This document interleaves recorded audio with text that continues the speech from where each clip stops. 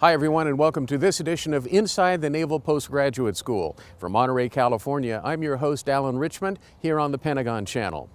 Well, NPS is known for its cutting-edge research, and when it comes to cybersecurity, that's no exception. Recently, NPS had the opportunity to participate in some pretty heavy national competition. Take a look.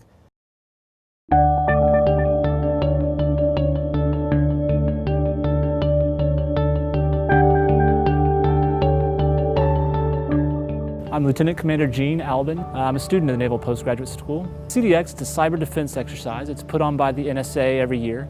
It's basically an exercise where the undergraduate undergraduate military institutions and the graduate military institutions in the States all get together, design a network, and then we put it up for the NSA to come and try and break into our networks.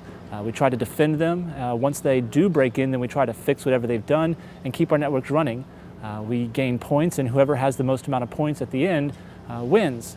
There's two different categories. The undergraduate schools compete against themselves, and the graduate schools compete against themselves, basically for bragging rights and a trophy at the end of the exercise. So I'm going to monitor all of those. My role is as the XO, the executive officer for our little team.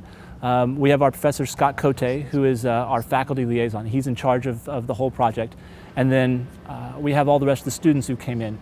And all the students at the very beginning, we all sat down and figured out what roles we wanted to have. And one of the other students and I volunteered for the role of the CO and the XO, where our role is basically just to oversee and make sure that everything gets put into place. Oh, we're just gonna rock. Our network is up. It's been up for a couple of days now. It's pretty solid. We got a couple little holes that we're working on. There's a little bit of a frenzy downstairs to make sure that everything is tight, but yeah, we're pretty confident we're gonna do well this year. This is my second year to do it, so I'm really excited to do it again. There's a lot of internal rivalries going on. AFIT 1 likes to poke fun at the NSA guys. The Air Force Institute of Technology, AFIT and NPS have got this sort of rivalry going on, so we've, on our web servers, we have little notes passed to each other like, go beat AFIT, NPS is gonna die, things like that we sort of pass back and forth. But there's all sorts of great rivalries, and under the undergraduates as well. The USMA, at West Point is traditionally won many years. This past year, Navy won, so there's a little bit of a rivalry between Army and Navy at the undergraduate level as well.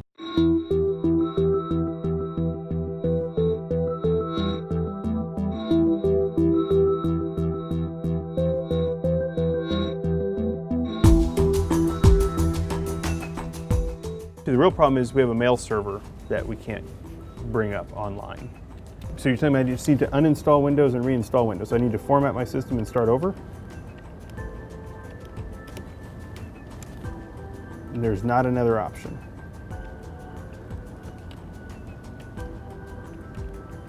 Well, that doesn't seem good. And so when you call them, they say, well, just uninstall and reinstall. Well, it's a server. You can't necessarily uninstall and reinstall a server. So that was about worthless. All military exercises are simulated. But this one really has a high degree of realism to it, in the sense that computers do what computers do, and the best plans fall by the wayside early in trying to react or keep up with what's going on. Because you'd be losing confidentiality and integrity points, and then they cause you to lose a massive, or have a massive penalty too. So it's like compounding points here. Two of our machines just crashed. They crashed hard. NT loader, which is what boots the computer up, is corrupted. It's gone. While we were researching some of the malware that had gotten stuck on our computer over the night, they died. Two of our computers just quit. They basically had a blue screen of death, the equivalent of a blue screen. So we went back and took a look at it, figured out that the core to the operating system, the NT loader, was missing. So something had compromised the core of the operating system and caused it to crash to a point where we couldn't reboot the machines. And we couldn't operate the machines, and that's really bad. So it's the end of the third day of the exercise, and we've spent 3 busy days troubleshooting our systems, troubleshooting the way we connect back to the NSA and their grading criteria. It's been a busy 3 days. We've discovered some things that we thought were working really well, were not working at all. We've had a lot of success in some systems that were not compromised. They've stayed running this whole time. So we've learned a lot. Hopefully the NSA has been able to learn some things also. And it's been an educational experience for everyone. Over the past several years, cyber defense has become significantly more important to the United States. Even in the 2011 President's address to the nation, he listed cyber defense as one of the most important things for our national security. So it's critically important that students and young officers and our military in general learn more about cyber defense so we can defend the networks that we have, because we're so dependent upon network technology and cyber everything in the military that we really need to be able to defend it. It's relatively new. Just 15 years ago, people weren't even thinking about cyber defense. It's a good learning exercise for everyone. Many of the people working on this are tomorrow's leaders for the fleet, from the Navy side for the fleet, going out and leading sailors and Marines, soldiers and airmen who will actually be doing this on the front line around the world. The cyber warfare, cyber defense is the next battle space, as many people refer to it. And so this gives us an opportunity to actually see hands-on what's going on and be able to mitigate against it. Well, unfortunately, the NPS team didn't win this year, but better luck next time.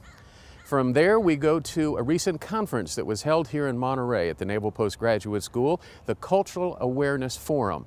It took a serious look at the role Africa plays in the world today. This Cultural and Organizational Awareness Forum is to look at the particular combatant commander's area of responsibility in his area. Look at the cultural, look at the organizational impacts, look at the cultural impacts of that particular area of responsibility, and to bring our students and to bring others a more awareness, an acute awareness of what's going on in that area. Now, there are about 400 to 500 people that are attending this conference. That's correct. And where do these people come from? We have about half of to 2/3 of the audience are students from the Naval Postgraduate School and students from other areas within the Monterey County area, Defense Language Institute, MISS, and other universities. There are participating agencies and contractors who are attending as well, State Department, USAID, as well as contractors who support them, Booz Allen Hamilton, DAI, and other interested industry. And then we also have the combatant commander staff themselves. They're here as well.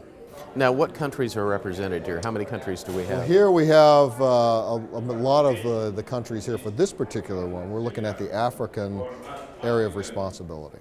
And we have probably attendees here from about a third of those countries. There's 53 countries in the continent of Africa, and we probably have about 18 to 20 countries represented here. Why do you think Africa is such a big focus these days? Well, we picked Africa to be our inaugural look because what is the next step for the United States? After we pull out of Afghanistan, after we pull out of Iraq, what is the next big focus for the United States? And we believe that the continent of Africa and the African nations should be the next focus for stability, security stability, for economic stability in the world. Africa is a huge area to be looking at, and so we picked Africa Command. Also, they're brand new, they're only 2 years old. Africa Command, we asked them and we gave them the opportunity to raise some of their high-level issues in an academic, neutral environment, and hopefully the outcome of this event would be that we can bring some resolve to those issues. Now, you mentioned this is a first-time event and what the outcome is going to be. What's the way ahead? When will there be another conference, or do you know yet? Well, that's a good question, Alan. We're actually going to talk about that tomorrow morning. AFRICOM, the representatives here at AFRICOM, are so excited about what has happened in the last 2 days that they want a follow-on meeting, another follow-on conference, probably over near where they're located in Germany, Stuttgart, Germany, sometime within the next 6 months to a year. So we can look at that. We also want to do the same kind of event supporting other combatant commanders like Northern Command or Pacific Command, that sort of thing.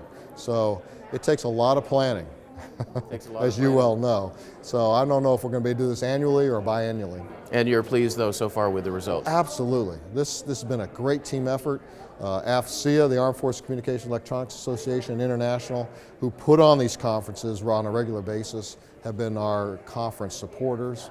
The team at NPS from the School of International Graduate Studies, your Institutional Advancement Office, and others have done a wonderful job pulling this whole thing together.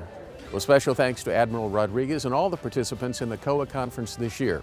Well, coming up after the break, we'll talk to the provost of the Naval Postgraduate School, Dr. Leonard Ferrari, along with some of our students and participants about the conference. Stay with us. Welcome back to Inside NPS here on the Pentagon Channel.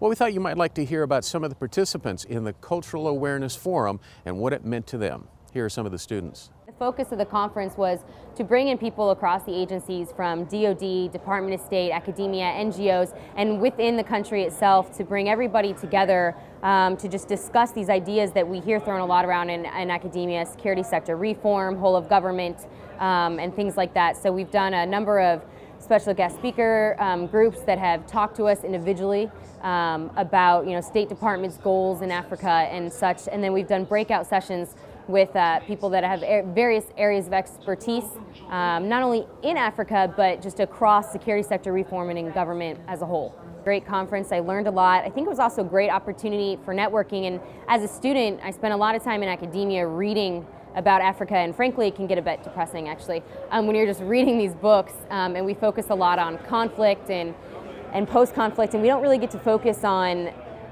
how it's resolved and things after the conflict and successes or way forward. And so the great thing about the conference is actually having people from Africa come in and talk about how it's impacted them, successes. I'm just getting to meet and hear the perspective of NGOs and Africans themselves on what it's like in their country. So it really brings academia into real life and helps us to relate it a lot better. I'm a AFRICOM FAO, foreign area officer, so I'll be going to Africa, which is, I suppose, really my ultimate interest in this conference. But to meet some of the people, some actual power players in Africa, members of the government from a number of the countries that the U.S. works with, but also to, honestly, from an academic perspective, to meet some of the people who've been writing the stuff I've been reading, which is sort of a nice touch there. It's easy to get in a particular frame of mind, just in the military. And even though I think like NPS is a pretty open-minded institution for the military, you're still in the military, talking to other naval officers, other military officers. Just a chance to talk to people from other government agencies like State Department, but I think even more so NGOs, and most particularly Africans, members of African governments, of African organizations, which is ultimately what this is all supposed to be about. Well, the conference that we're in the midst of now, the COA conference, was your brainchild. Tell us a little bit about why you thought it was important to have the conference. NPS has had a desire to increase its relationships with all the COCOMs, part of the U.S. military, and this seemed to be a great way to bring the COCOMs, our students, people from the State Department, people from across the DoD, and even some local folks to this meeting where we could share views on a number of important topics. Now, a lot of the focus has been on Africa. Why was Africa picked for this first event? Actually, I was talking to retired Admiral Harry Ulrich, who used to be essentially at UCOM, and was in charge of Africa while he was there before they stood up AFRICOM. And Harry was suggesting that AFRICOM was probably, in the near future, would be one of the most important regions of the world, and that the U.S. engagement there was not as well defined as it is in some of the more traditional regions. And Harry thought that by having NPS work with AFRICOM, we could help each other. AFRICOM could help us by helping us with our curriculum issues and what we should be teaching our students, and we could bring people together to have AFRICOM make new partnerships and perhaps get some feedback on their directions as well. Now, is this an event that you would perceive would be an annual event and move around the country? Yeah, we haven't really decided what the best way to do that is. We think we want to have another event next year, and then of course the question is, do we pick another COCOM and let this one move off to some other part of the world, or do we continue and use the momentum gained from this one to have an even bigger event next year? Now, as we wrap up the first conference, are you satisfied with what's happened this first time around? When you start something new, you always change and plan for the future. How has it gone? I think it's gone almost better than we thought, in a sense. I think because this was I don't know if the attendance from Washington wouldn't be better in a year where we wouldn't have had a continuing resolution and people could commit travel funds. So I think we were a little bit shy on who we had hoped would come out of the DC area. On the other hand, I think the attendance from Africa, although small, was fairly significant. I was really pleased to hear our African colleagues speak openly about how they would like to continue interacting with the U.S. and what they thought was wrong with U.S.-African interactions today. So I think we can improve next time and make this an even better quality meeting. Well, special thanks to everyone who participated in this first annual Cultural Awareness Forum, especially the provost whose idea it was in the first place, Dr. Ferrari. Well, recently we also had a chance to celebrate with Fleet Numerical here in Monterey. They've been around for 50 years and play a very important role in ships around the world, including submarines. Here's Captain Jim Pettigrew, their commanding officer. Well, here we are at Fleet Numerical in Monterey, California with the commanding officer, Captain Jim Pettigrew. Jim, what a day today, a very significant 50th anniversary for you. Absolutely. It's a great celebration of 50 years of excellence here at Fleet Numerical and the folks who blazed the path before us in this field of numerical weather prediction. Now, what is the mission of Fleet Numerical? The mission of Fleet Numerical is to take in observations from all over the world, run those observations through our models, and predict the future state of the atmosphere. And by doing that, we can help inform the decision makers on safety of force application, where ships can go, where ships can't go, where aircraft can fly, what types of missions can be conducted based on the predicted environmental conditions in the future. And also you do a lot of forecasting for submarines, which is important all around the world. Absolutely, absolutely. One of our other primary missions here is what we call submarine weather forecasting, sub-WEAX. And it's our job to take a look at where the submarines are operating around the world in the appropriate classifications, the appropriate communications channels, and to forecast the surface weather on the ocean, both the sea heights, wave heights, and surface winds, because submarines, when they come up to the surface to either conduct an ISR mission or to come up and communicate, they're very susceptible to the surface conditions of the ocean. And so it's all about keeping the fleet safe and helping the fleet execute their mission. Well, you've got a great responsibility because when you think about it, it ultimately supports the warfighter in terms of troop movement, the safety of ships at sea all around the world. So you're 24/7 and a pretty serious operation. Absolutely. It's a 24/7 operation. We have about 200 folks here, about 150 civilian, about 50 military. Primarily oceanographers and oceanographers mates on the military side, but we have information professional officer here, we have an Air Force liaison officer, and I have physical scientists and IT computer science specialists on my civilian side. So it's a very big partnership and team effort of moving this mission forward and ensuring that the fleet safely operates and executes their missions on time and effectively. As commanding officer, a lot of responsibility, and I know you're leaving soon. What's been the best part of the job for you here at Fleet Numerical? By far the best part is the people. The civilians here are here because they want to be here. They believe in the mission, they believe in what it is they're doing, they have a future vision and want to move that forward. The military members that are here are incredible professionals, well trained both at the Naval Postgraduate School through the graduate degree program and through the enlisted education program that we have for them to specialize in the forecasting areas. But you know, it really is all about the people here at Fleet Numerical and the family that has executed this mission through 50 years of excellence and will continue to do that into the future. Well, special thanks to the commanding officer of FINMOC, or Fleet Numerical, Captain Jim Pettigrew. Well, coming up after the break, we'll talk with another longtime person who's been involved with Fleet Numerical here in Monterey, Mike Clancy. Stay with us. Welcome back to Inside NPS. Well, time now to visit with Mike Clancy, who is also with Fleet Numerical, about the 50th anniversary and the ribbon cutting ceremony we're attending. Well, here we are in Monterey, California, a very special day at Fleet Numerical, and it's a big anniversary ribbon cutting celebration. Mike Clancy's with us. Mike, tell us a little bit about why we're here today and the significance of the 50th anniversary. Well, there are two things going now. We're celebrating our Milcon construction project coming to a conclusion, and also our 50th anniversary celebration. You know, Fleet Numerical's been here on the Monterey Peninsula for 50 years doing some really far-reaching and cutting-edge work in meteorology and oceanography, and we're celebrating that history, a lot of world's firsts, a lot of things we've done here that have really been pioneering efforts in the area of numerical weather prediction, and that's what that's all about, celebrating that history, celebrating the people that have made that all possible. At the same time, recognizing the fact that with Congressman Farr's support, we're cutting the ribbon on a very significant and important expansion of our computer center building today. Now, the one thing that people really need to know about Fleet Numerical is it operates 24/7 and it covers the entire globe. That's a pretty big arena. That's absolutely right. We are an operational activity. We operate 24/7, staffed by military and civilians, and we are a global numerical weather prediction center, but a very unique global numerical weather prediction center.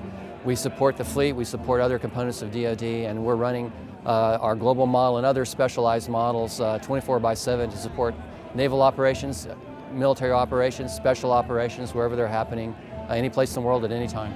Now tell us a little bit about what we're going to be seeing once we go into the building. It's open and we're doing tours and we have a panel discussion coming up. What are the contents of all that? Well, we've got 3 panels organized, and they're organized along the lines of the Fleet Numerical of the past, the Fleet Numerical of the present, the Fleet Numerical of the future. The panel on the past will be some of our alumni here celebrating and talking about and reminiscing about what it was like standing this organization up and building it over the years through the 60s, 70s, and 80s and 90s. The Fleet Numerical of the present will focus on our current capabilities, what we're doing right now to support the fleet and DoD. And finally, the Fleet Numerical of the Future panel will take a forward look to where we're going, what we think our future looks like, what kinds of things we expect we'll be doing for our next 50 years. So we're celebrating the past, the present, and the future. Absolutely right. Happy anniversary and happy 50th to Fleet Numerical in Monterey, California. Thanks, Mike. Thank you.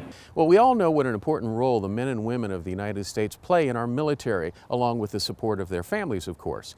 Well, recently, Del Monte Shopping Center, one of the largest shopping centers here in Monterey, California, decided to show their thanks by creating a Military Appreciation Day. And of course, Naval Postgraduate School was right there. Beautiful for spacious skies, for amber waves of gray. We are having a Military Appreciation Day to let our retired and active military in Monterey know how much we appreciate them, how much we appreciate their business, and how much Monterey appreciates who they are and what they do here. We have activity tables. We've got merchants participating in free hot dogs. Macy's is giving away $10 gift cards. Many of the merchants have numerous discounts for the military. Some of them are just special for today, and a lot of them are all year round. The military are a lot of who we are and the business that we do and the success that we have here at Del Monte Center are largely due to the military. I personally appreciate the military and think that a day like this is a very, very nice way to thank them for what they do and what they've done, the dedication to their country. America, America, God unite every... I hope it makes them happy. I hope it makes them feel appreciated, and that's really it. It's all about appreciation. It's all about just coming out, having a great day, letting the kids eat hot dogs and do activities, and just giving everybody a little pat on the back for what they do. Well, once again, from the campus of the Naval Postgraduate School here in Monterey, California, thanks for joining us for Inside NPS. I'm your host, Alan Richmond. We leave you today with some remembrances of Memorial Day 2011 that was held here with the Monterey Bay Symphony. Take care, everyone. We'll see you next time on Inside NPS here on the Pentagon Channel.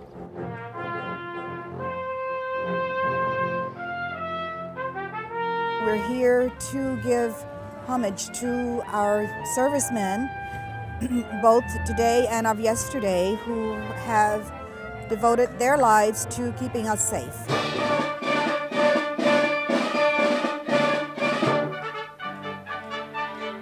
My dad and all of my uncles on both sides of the family were in World War II, and I'm a Vietnam vet, so I know what the guys put on the line, and I appreciate what they're doing, so it means a lot to me.